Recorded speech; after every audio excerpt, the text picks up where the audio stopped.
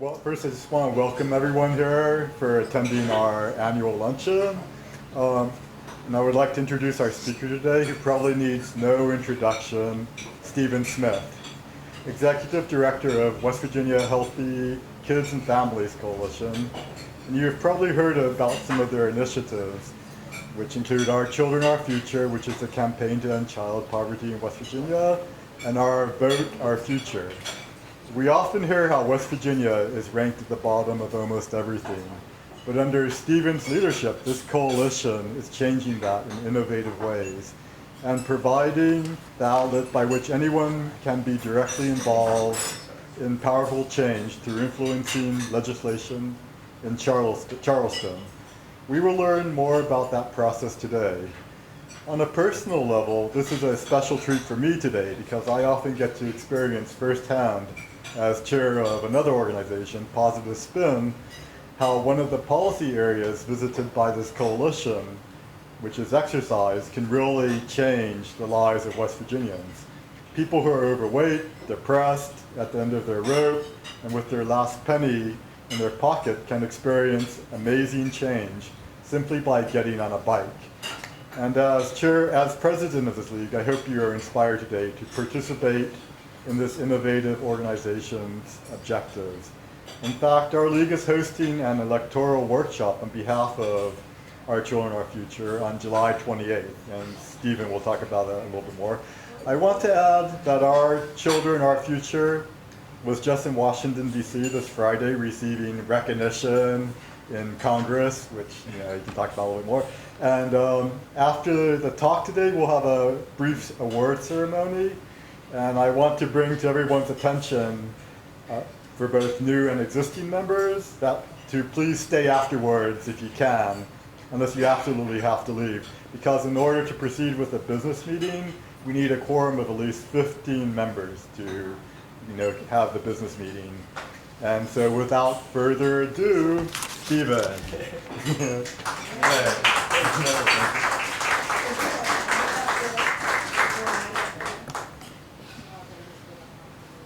Good afternoon. I am really excited to be here. I was honored to get the invitation.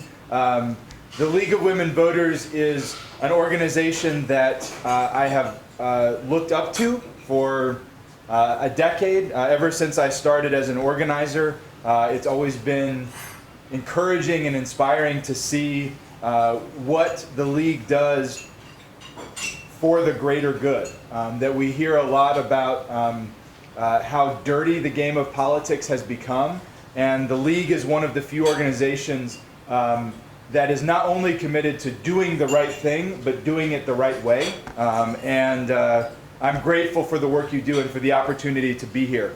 I won't ask you to stand up for this part because you're eating, but I will ask for a show of hands.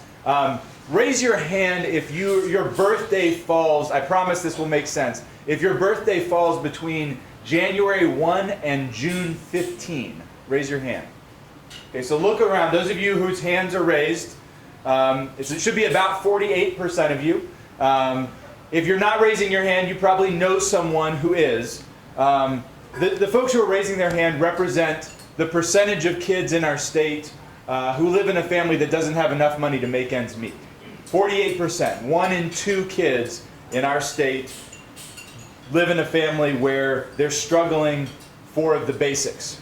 Food, hospital care, electricity, housing, and that's why I'm here. That's why I do this for a living. That's why this is where I am on a Saturday, is because I have a 4-year-old who's growing up in this state, and that's what his classroom looks like, where nearly half, in his classroom probably more than half, of the kids are struggling to just get by, much less living the kinds of lives that they deserve to have. I want to talk mostly today about the solutions, but I want to quickly talk about the problems, because I think it's important to see that what exactly it is we're up against.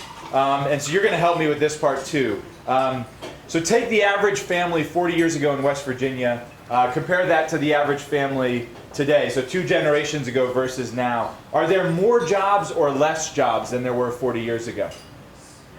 Less. All right, so far you're one for one. There are fewer jobs than there were 2 generations ago. Do those jobs, we tend to think that economic progress, things continue to get a little bit better over time. Do those jobs pay more or less than they did 40 years ago? Less. Less. When you adjust for inflation, the average job pays less than it did 40 years ago. Are those jobs easier to get or harder to get than they were 40 years ago? Much, much, much, much harder to get. The level of education that's required for a job and the compensation you get for that level of education has made it a lot harder to get jobs. One of the things that's actually really encouraging in West Virginia is that the rate at which we are educating our kids has actually increased faster in West Virginia than any other state in the country. So give your teachers and schools a lot of credit. Now, it's not where we want it to be or where it needs to be, but we've increased the education rates for our kids faster than any state in the country, but still having a hard time to keep up with what our jobs require from us. So jobs are, there are fewer of them, they pay less, they're harder to get, but once you keep them, you've got it for the rest of your life, right? No. My grandfather passed away a couple of years ago. He lived a long, good life. He worked almost until the very end. He had 4 jobs in his adult life, and that was about the norm for someone in his generation. My son, who's 4 years old, economists anticipate that he will work 30 jobs in his life. That's the average, right? So think about what that means. Not only does that mean that he and his family will be uprooted, think about all of the time he'll have where he's just unemployed between job to job. The life I'm giving him, that we're giving him, compared to the life that my grandfather had, in some ways we're asking him, expecting him to live a life of chaos and crisis, where every 2 years or so he's switching jobs. So there's fewer jobs, they pay less, they're harder to get, they're harder to keep. So the money coming into families is much less than it was. But the cost of everything went down, so it's okay, right? What are the big costs that have gone up in the last 2 generations? What's that? Housing, good. What else? Healthcare, huge one. Healthcare is currently the largest cause of family and personal bankruptcy in the United States. Healthcare, housing. What else? Education. There's a really big one. Oh, someone said food. Food. Food is an interesting case because it's you're half right. Unhealthy food has gotten considerably cheaper. Processed food has gotten considerably cheaper over the last 2 generations, but healthy food, produce, milk, etc., has gone way up. So if you want to stay healthy, if you want to eat right, it's gotten more expensive. There's one very big one we haven't talked about yet. Childcare. And that's connected to a whole bunch of other things, but the cost of childcare has skyrocketed in the last 2 generations. So there's less money coming in, there's more money going out.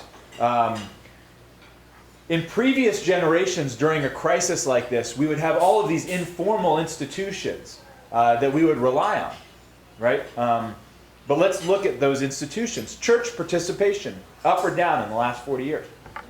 Way down. Union participation. 38% of West Virginia workers, 2 in 5, were in a union 2 generations ago. That number is 12% right now.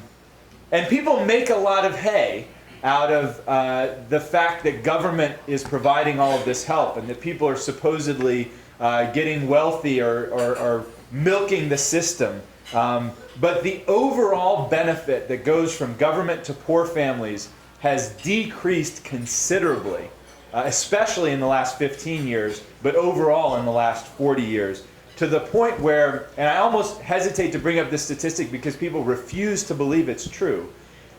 Does anyone want to guess what the percentage of West Virginia families or kids, it's about the same number for both, receive or are the benefits of a TANF check. Now, keep in mind, this only goes to the poorest families. You have to work 20 to 25 hours a week or be searching for a job 20 to 25 hours a week to even qualify. There's a number of hoops you have to jump through, and it's only for families with children. So it's specifically for our most needy families. Does anyone want to guess what percentage of West Virginians receive a TANF check? A TANF. It's what was formerly referred to as a welfare check. 50%. 50%. Does anyone else want to guess? I'll tell you if you get it right. 60%. Nope. 20. Nope. You're not even close. 1.4% of West Virginia families. 1.4%. We have this notion that there are all these people out there who are somehow getting rich off the government. And whether or not you think that's good, it's important to know that that isn't the case. So, less money coming in, more money going out. All of the normal supports that my father and grandfather's generation relied on are dwindling. And perhaps the biggest thing, which we don't talk that much about, is extended family. Our extended families have shrunk too. That child who was born 2 generations ago probably had between 15 and 20 family members or extended family members nearby to help with things like childcare and education. The average child today is more like 3 or 4 extended family members.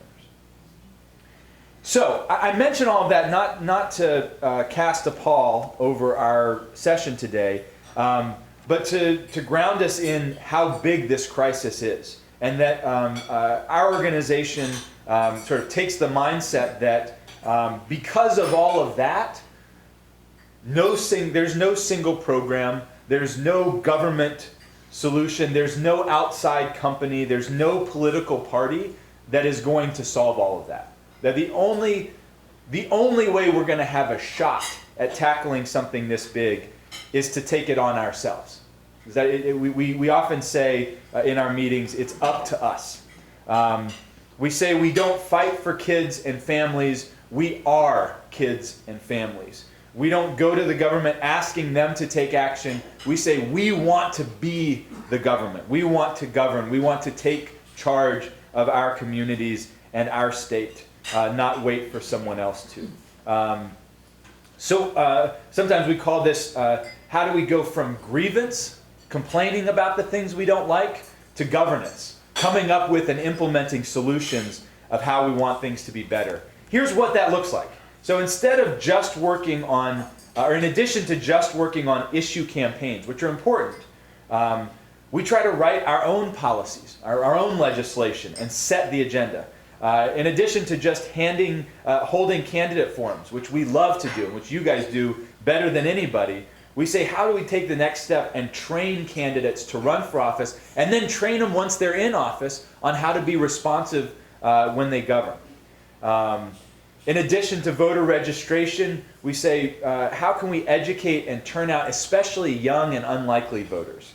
In addition to taking problems to the county commission and city council around issues like health and economic development, how can we create our own solutions, pick up a shovel and do our own work in our communities? Here's what that looks like. And I'm going to tell you 4 of the things we're working on that I'm really proud of. But I want to also make clear that for these 4 things that we're really proud of, there were 4 things that didn't work out. That a lot of what we're trying to do is experiment and figure out what are the big, bold ideas that we can make happen in this state, which means that sometimes we fail too. And it's important, I think, to remind ourselves that this work is hard. But here's the good news. Here's the things that we're trying to do. Jonathan mentioned the Our Children, Our Future campaign. That campaign is a statewide child poverty advocacy campaign, over 177 partners around the state, including the League of Women Voters. And in the last 4 years, we've won 21 policy victories by working together, putting over 1,400 people in the Capitol last year and hundreds in previous years, writing to our legislators, meeting with candidates. But what I like most about that process, and which I'd invite you guys to be a part of, is not just the issues, but how we come up with them. This past year, literally over 4,200 people participated in the process, either voting on our issues or submitting an issue or coming to one of our forums to develop our platform. We've even had legislators from both parties who have said, can I put my idea or my issue, this bill that I'm trying to get passed, through your process as a way to vet it and get more people involved in it? And that, we think, is in some ways even more important than the victories themselves, is changing the way government is done. Second, we just began doing candidate training this past fall, and what we found, and we find this often, it's one of the things I most like about working in West Virginia. I organized in Chicago for about 8 years before moving back home, and one big difference here is that, and this goes against this sort of notion we have that people are defeatist or apathetic. What I found here, way more so than in Chicago, is that when you crack open a door a little bit for West Virginians to make a difference, they bust that door down. And that's what happened on this candidate training. We said, well, let's see if we can do a day-long candidate training and get 20 people there. And by the time we were done with the process, we had held 4 of these trainings across the state because of the demand for it. Trained 108 people to either run for office or be a part of a campaign. More than 40 of them ran this year, which we were not expecting. And more than 20 won a primary or won their elections a couple weeks ago. We talk about voting and engaging students. We're proud to have 17 student chapters around the state. We're still figuring out how to make those work, but it's exciting and energizing to see high school students and college students pitching into their communities, getting involved in state policy. We have a conference coming up, a student-led conference where every single session will be led by young people, August 27th and 28th. And young people are working with folks from other generations to create a voter guide, going to candidates from both parties and asking them, where do you stand specifically on our policy issues? That work will be happening this summer. A fourth project that we're starting to see some benefits from is Try This West Virginia, which has a conference coming up in a couple of weeks, literally 12 days away, where we gather about 500 people from around the state who are involved in local health or economic development, things like community gardens and walking trails and farmers markets, to trade ideas with each other. And then in the last couple of years, we've added a mini grant component and have funded 99 mini grants to teams of volunteers and organizations around the state to do these projects. To say, you know, maybe we're not ready for state policy, or maybe that's not what we're not interested in, but we can pick up a shovel and rebuild this local trail as a way to bring more people to our town and to get folks who are in our town physically active and exercising and healthier. Jonathan mentioned, and I want to put a fine point on it, the Our Children Our Future campaign is enormously proud to be working with you guys, and I want to make a very vocal pitch for a meeting that's happening Wednesday. Is that right? Did I get it right, Jonathan? Wednesday at 1 o'clock here in Morgantown, where our regional organizer and Jonathan and hopefully a few more of you will be meeting to plan an event together in July, an electoral workshop where we're going to train citizens and nonprofit organizations and anyone who wants to come. What are the things that we can legally do during the election? How do you do those things? How do you host a candidate forum? How do you do a voter registration drive? How do you take an issue to a legislator and ask them to make a commitment? But also, you know, how do you do that within the bounds of the law, and how do you do it ethically? We're doing 4 of those around the state, but the one here in Morgantown will be in close partnership with you all, and we're really excited about that and look forward to planning that with you. I also have a new organizer who's starting up here also this week. You'll get a chance to meet him on Wednesday at 1 at that meeting if you're able to come. But if you aren't able to come Wednesday at 1 and you'd like to meet him, I'm sending him out to meet all of the leaders and community activists that he can find. And if any of you are interested in helping to mentor and show the ropes to a strong, bright, young organizer who will be up here, please find me afterwards, and I'd be happy to connect you with him as well. I'll just end by saying that in spite of how we began this conversation, my job every single day brings me a whole lot of hope. Some of you may have heard about this this movement or online discussion about the struggle to stay in West Virginia. I find it repulsive, honestly, because as someone who chose to come back to West Virginia and wouldn't want to live anywhere else, and is inspired every single day by what West Virginians are doing to stick up for themselves, ourselves, our families, our kids, I frankly just don't get it. And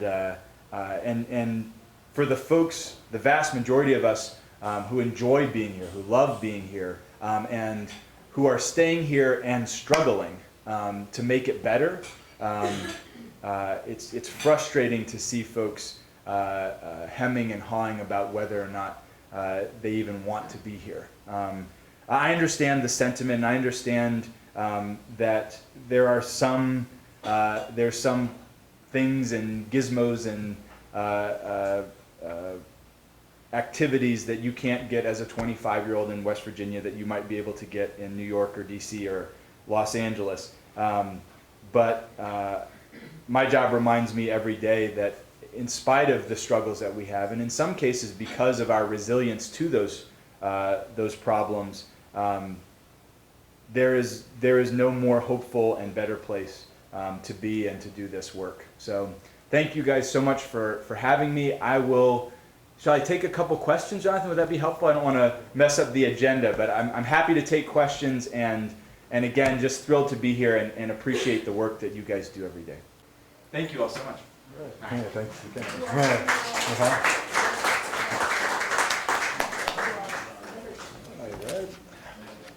Okay, I would like to proceed with the award ceremony. We call it the Democracy in Action Awards. And our first award, all right. So our first award is going to Mike Ellis, who's actually over here videotaping us today. And we actually began videotaping forums during the spring of 2014.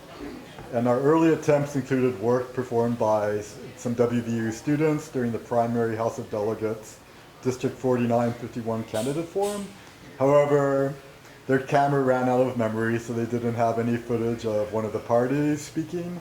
Then next, Nancy Jamison actually filmed one of our annual forums with Sean O'Leary speaking about wars unhinged from fact. But she was using a tablet, and she was holding it up for like a full hour with like one hand, and she told me it was not a very comfortable experience.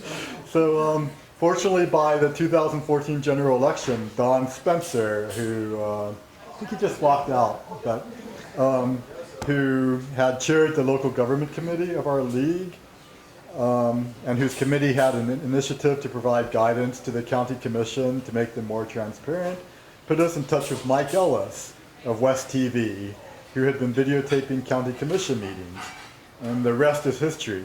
There is no comparison between our prior amateur attempts with the work Mike performs for us.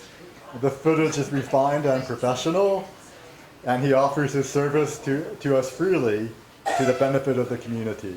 Some additional facts about Mike. He's president of West TV, which I've already said, which is a video production company he started in Morgantown in 2004. His company broadcasts programs on the Comcast cable television system in Monongalia, Marion, and Teller counties to a viewing audience of about 70,000 people. And Mike was executive director of the Herald-Standard newspaper in Uniontown, Pennsylvania for 60 years. He also served as executive producer of Herald-Standard Television, which is the newspaper's cable TV channel, for 8 years. And prior to that, he was a news editor for the Dominion Post for 10 years. And he has a degree in journalism from WVU. And he's also worked as a reporter and editor at newspapers in North Carolina, South Carolina, and Missouri. So, and additionally, there is a weekly, he does videotaping of the county commission on a weekly basis, and he's been doing that for 3 years.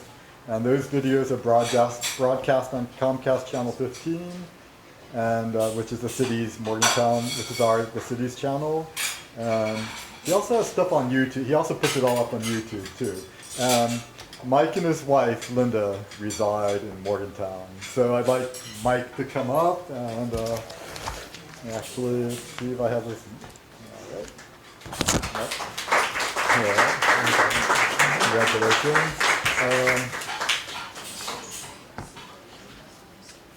Up to the bottom.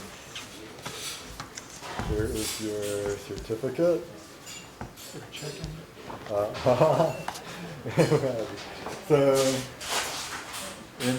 So basically it says, in recognition of his invaluable videotaping of our forums and meetings, including city events and county commission meetings, as president of West TV, his company broadcasts programs and online videos to provide an observable record with a high level of professionalism, often selflessly donating his own time to keep the public informed and educated in a timely fashion about their local government. So here we go. Yeah, thank you very much. We really do appreciate it. Well, Jonathan gave me 3 minutes to talk. I'm not going to take 3 minutes. I do appreciate it. I appreciate the recognition from the league and what little bit that I do that helps out.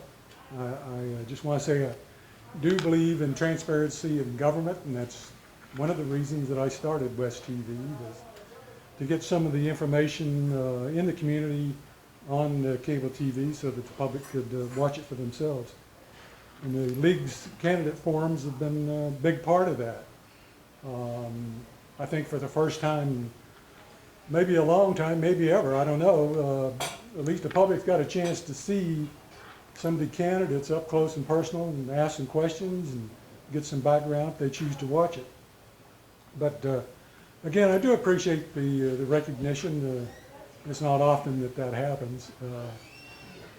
I just wanted to add that the volunteers' work that you guys do in the league is worthy of recognition also, equal to this, of course, in that you give up your private time and efforts, and I know many of you have devoted years to this public service, and I applaud you for that. Being in the newspaper business for a long time, it wasn't 60 years, by the way. It was 16 years. Close enough. Those of us who are involved in newspaper work over the years, we've seen the backside of politics, if you will. And it's one of the reasons I think sometimes the reporters and editors become somewhat skeptical and become cynics. They see the backroom politics that goes on, and more so, I think, than the average person. And I certainly saw my share of it during my career. But again, thank you very much. I sincerely appreciate it, and I wish the league good luck, and I plan to support them as long as I can. Thank you.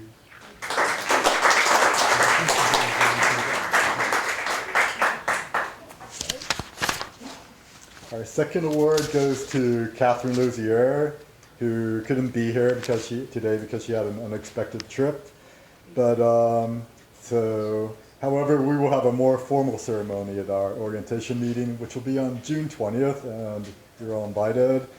So in the meantime, I'm going to read some notes that Linda Malakia wrote, which are pretty short and succinct, which will help me out. So Kitty has often juggled two major committees, voter services and natural resources, spearheading action on both fronts.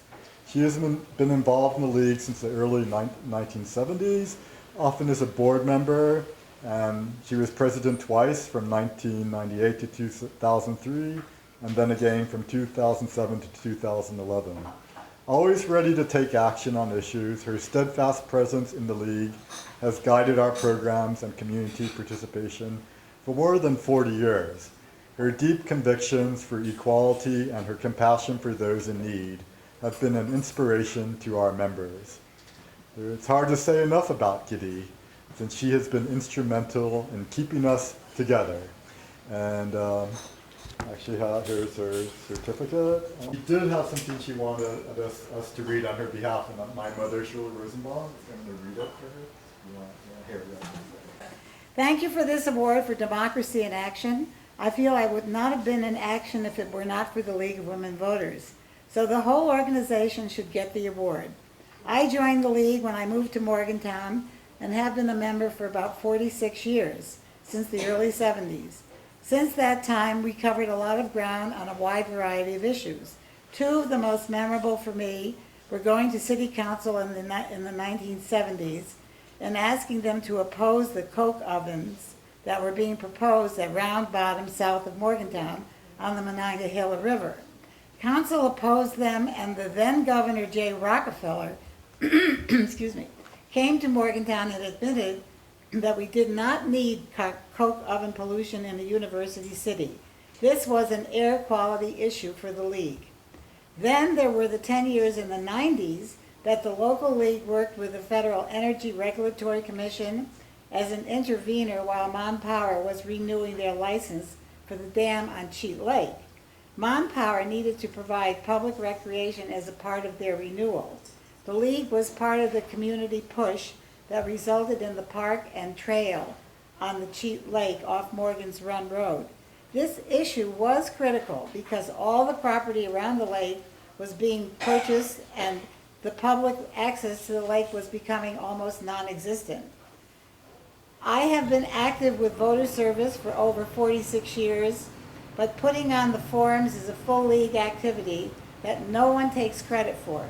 In the past, we also did more voter registration when it was more difficult to get access to registration. The League of Women Voters was started to train women who had just received the right to vote to learn about the issues, the candidates, and how to vote, and to lobby for the positions that they took. The people of America continue to need a good guidance to be good citizens of a democracy. With the help of the people like our local president, Jonathan Rosenbaum, a digital guru, and my son, and hopefully more younger people, the League, both locally and nationally, will continue to do that. Thank you again, Kitty Lozier. So tell them about the cookies. So next, we have an award for Cindy O'Brien. Cindy O'Brien joined the League December 11th, 2010. She served on the board as director from 2011 to 2013, and then again from 2013 to 2014. Her moderation skills are indispensable to our League. Just last month, she had to moderate 3 forums, 1 week after each, week after week. And there are even more coming this fall. And so according to Cindy, she grew up in Wisconsin before it was taken over by radical forces. Her only elected position has been high school senior class vice president because they thought I was my sister, that she looked like her. Okay, she has lived in France, Ireland, Texas, Maryland, Maine, Pennsylvania, wandering and looking for almost heaven. She has worked in early childhood helping teachers find a balance between structure and choice with young children. That's democracy in action. She is retired now, no longer shackled by workday schedules, but where did the free time go? Also, she said, "Gosh, Jonathan, if I give you my biography, what will I have to say when it's my turn? I can't imagine there's enough material here for 2 of us to talk." So, with that said, I'm handing her this award.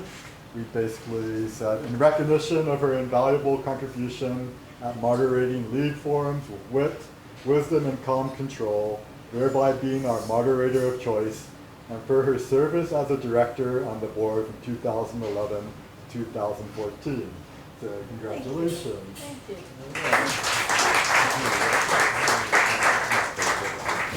And so I just wanted to say you have 3 minutes to speak. Watch the timers, the red and green Who bar. has the red? First, I want to say, I thought you said 30 minutes. Okay. I was raised, I have this written, so I timed it. I was raised by a mother who never learned to drive a car, but engendered in all her children a sense of responsibility to be involved in their communities. Her involvement was with the NAACP and the League of Women Voters, but I didn't follow directly in her footsteps. My involvement has been with federal programs like Head Start, in environmental groups, and in periodical volunteer activities to support candidates and to register voters. Only fairly recently, as Jonathan pointed out, did I decide to honor the memory of my mother by joining the League of Women Voters. The benefits I get from participating in the League are mostly educational. So much of what I learned in high school civics class has faded. The League helps me to learn about how things work and about the candidates who want to do that work. As a nonpartisan group, the League has helped me listen to and value folks whose political leanings are different from my own. Sometimes I feel that I ought to do more when I see the good work that others do, and sometimes I feel inadequate because I don't know what others seem to know. In a democracy, we all have a responsibility to contribute to the good of the whole. I appreciate that the League has provided support and ways that I can contribute to our community. And I know my mom would be proud. Thank you.